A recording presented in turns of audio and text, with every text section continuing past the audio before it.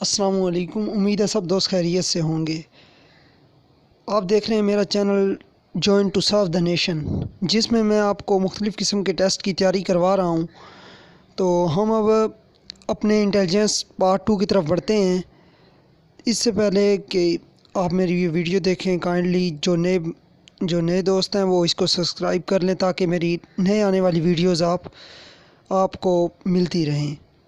उम्मीद है आपको ये वीडियो पसंद आएगी।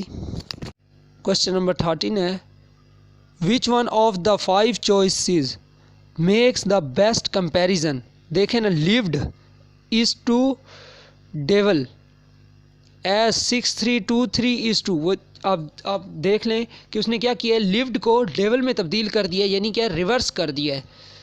इसी तरह आप इन जो हिंसे लिखे हुए हैं, जो अदद लिखे हुए हैं 6323 को रिवर्स कर देंगे तो ये आ जाएगा 3236 आ जाएगा। सी इसका करेक्ट होगा।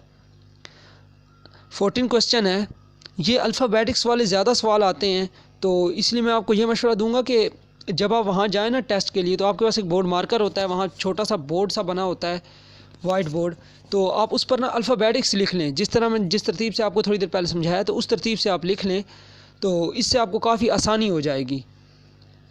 अब देख लें, AF over R, GL over S, तो खाली जगह दी हुई है, यहाँ पर इसका जवाब हमें ढूंढना है। तो देखें आप कि A और F के दरमियान कितना फासला है, 4 स्किप किए हैं, BCDE ओवर R लिख दिया उसने। तो आगे देखेंगे आप, F के बाद G आता है, G और L के दरमियान भी 4 उसने स्किप किए हैं, ओवर S लिख दिया। तो आप L के बाद क्या आता है, L के बाद M आता है, M के बाद आप 4 स्किप करें तो R आता है, इसका आएगा MR। S के आगे क्या, नीचे देखें ना, ओवर उसने S लिखा हुआ है, तो हम S से अगला लिखेंगे, क्योंकि पहले उसने R लिखा हुआ था, R के बाद उसने S लिखा है, तो S के बाद अब T आता है, MR ओवर T, इसका B करेक्ट है। अगला सवाल बहुत ही आसान है, लेकिन काफ़ी लोग ये सवाल सॉल्व करते हुए यानी कंफ्यूज हो जाते हैं। बहुत ही कॉमन सवाल है। कहता है 3 sons and 3 fathers make a minimum count of. वो कहता है 3 बाप हैं और 3 बेटे हैं, तो टोटल बंदे कितने हैं। अब देखें कि मैं हूँ, एक मेरे वालिद हैं, एक मेरे दादा हैं और एक मेरे परदादा हैं। ठीक है, देखें ना, मैं अपने वालिद का बेटा हूँ, मेरे वालिद मेरे दादा के बेटे हैं, वो उसके परदादा के, यानी 3 बेटे हो गए, इसी तरह 3 बाप हो गए, तो टोटल काउंटिंग कितनी हुई, हम 4। तो इसका बी जवाब करेक्ट है। ये जो क्वेश्चन नंबर 16 है, ये पहला सवाल जैसे आपने सॉल्व किया है कि एलसीएम ले लेना है और इसको सॉल्व कर लेना है, तो इसका आप इजीली कर लेंगे। इसका बी जवाब करेक्ट है। क्वेश्चन नंबर 17 को सॉल्व करते हैं। वो कहता है AB ओवर M। नेक्स्ट है EF। उसने क्या किया, दरमियान में से 2 स्किप कर दिए, कौन कौन से, CD स्किप कर दिया, इसी तरह M के बाद उसने N स्किप कर दिया, ओवर O लिख दिया। अब हम क्या करेंगे, EF के बाद 2 स्किप कर देंगे, GH स्किप कर देंगे, तो आ जाएगा IJ, ओवर हम P स्किप करेंगे तो Q आ जाएगा। तो इसका B जवाब करेक्ट है। उम्मीद है आपको इस सवाल की समझ लग गई होगी, क्योंकि आगे आप देख लें कि मैंने IJ के बाद 2 स्किप किए हैं, तो क्या आता है, MN आता है, ओवर Q के बाद R को स्किप किया तो S आता है। वो कहता है at a local country club with 84 members. एक लोकल कंट्री क्लब है जिसके 84 मेंबर्स हैं। There are half as many women as there are men. वो कहता है कि जो वहाँ एक क्लब है उसमें 84 मेंबर्स हैं उसके। वो कहता है जो उसके मर्द हैं उनकी आधी तादाद, यानी उसमें जितने आदमी हैं ना, यानी टोटल अगर 100 आदमी है तो 50 उसके हाफ के बराबर औरतें हैं, उसके हाफ के बराबर, यानी 84 को आप यानी रेशो 1/3 की है। अगर एक औरत है तो 3 मर्द हैं वहाँ पे, तो आप तो इसको सॉल्व करना बहुत ही आसान है। आप तकसीम 3 कर लें तो आपको पता चल जाएगा कि तादाद आ गई 36 आ जाएगी औरतें और 28 आ जाएंगी औरतें और 56 आ जाएंगे आदमी। तो इसके आगे वो कहता है कि the next month 8 women join the ratio of the women to man is now 3:4। वो कहता है कि एक माह बाद 8 औरतों ने और जनी इस क्लब को ज्वाइन कर लिया। तो टोटल वो कहता है कि अब जो रेशो हो गई है वो 3 से 4 हो गई है, 3/4। वो कहता है कि अब कितने आदमियों ने लेफ़्ट किया है या ज्वाइन किया है। अब हमने ये बताना है कि कितने आदमियों ने लेफ़्ट किया है या ज्वाइन किया है कि रेशो 3/4 आएगी। तो अब इसको बहुत इजी है क्योंकि पहले 56 थे और अब औरतें चूँकि 28 में आप 8 जमा करेंगे तो 36 हो जाएंगी। तो अब रेशो 3 और 4 की लानी है। तो 36 के साथ 3 और 4 की रेशो लाने के लिए आपको 8 नफ़ी करने पड़ेंगे 56 से। तो फिर आ जाएगा 48 आ जाएंगे मर्द और 36 औरतें आ जाएंगी। तो अब देखें कि रेशो 3 और 4 की आ गई है। तो अब 12 तकसीम करेंगे तो 3 गुना यानी औरतें बचेंगी और 4 गुना मर्द बचेंगे, यानी 3 और 4। उम्मीद है आपको इस सवाल की समझ आ गई होगी। इसका डी जवाब करेक्ट है। अगला देखें कि वो कहता है पी के बाद उसने 2 खाली जगह छोड़ दी, फिर आर, फिर एस, फिर टी के बाद फिर उसने खाली जगह छोड़ दी। अब देखें कि पी के बाद जिस तरह उसने आर के बाद 2 एस लिखे हुए इस तरह पी के बाद हम 2 क्यू लिख देंगे। पी क्यू आर, फिर एस, फिर टी के बाद क्या आ जाएगा, यू आ जाएगा। लेकिन चूंकि उसने एक खाली जगह छोड़ी हुई है तो हम एक ही यू पुट करेंगे। तो इसका सी जवाब हमारे पास करेक्ट है।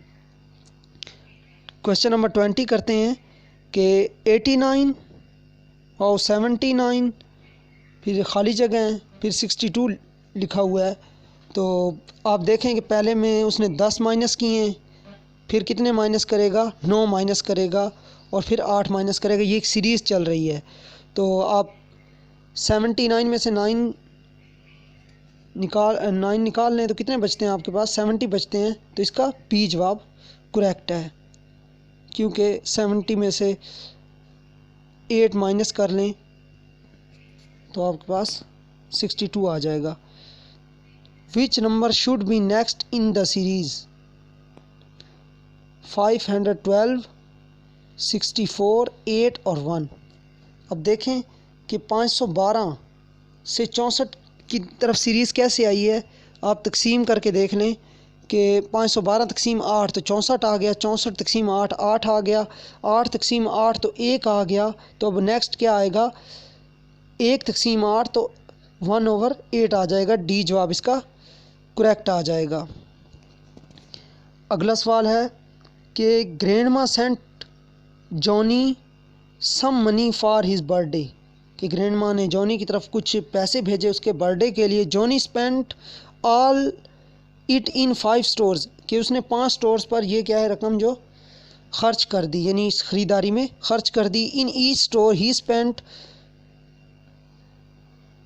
1 more than half of what he had when he came in। वो कहता है कि उसने $1 से आधा डॉलर, यानी एक में आधा डॉलर ज़्यादा खर्च किया, यानी $1.5 तकरीबन उसने हर शॉप पर ख़र्च किया है। मोर देन हाफ लिखा हुआ है।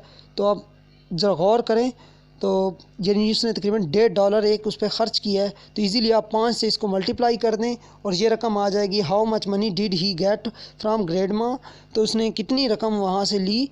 तो आपको इजीली इसका जवाब पता चल गया होगा। $1.5 को आप 5 से मल्टीप्लाई कर लेंगे तो इसका जवाब बी आ जाएगा, $7.50। नेक्स्ट क्वेश्चन है कि पी के बाद 2 उसने खाली जगह छोड़ दी हैं, फिर लिखा है क्यू, फिर RRSSTT।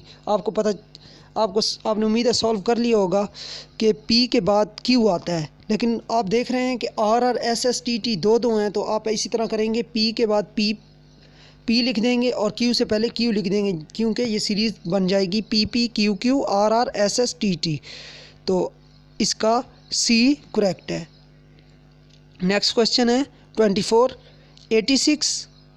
86 के आगे नेक्स्ट है, नेक्स्ट उसने क्वेश्चन मार्क डाला हुआ है, फिर 79, फिर 75, फिर 72, फिर 68। अब इसको आप सॉल्व करें, देखें कि उसने पहले कितने नफ़ी किए हैं। सीरीज़ जा रही है पीछे की तरफ, पहले वो करेगा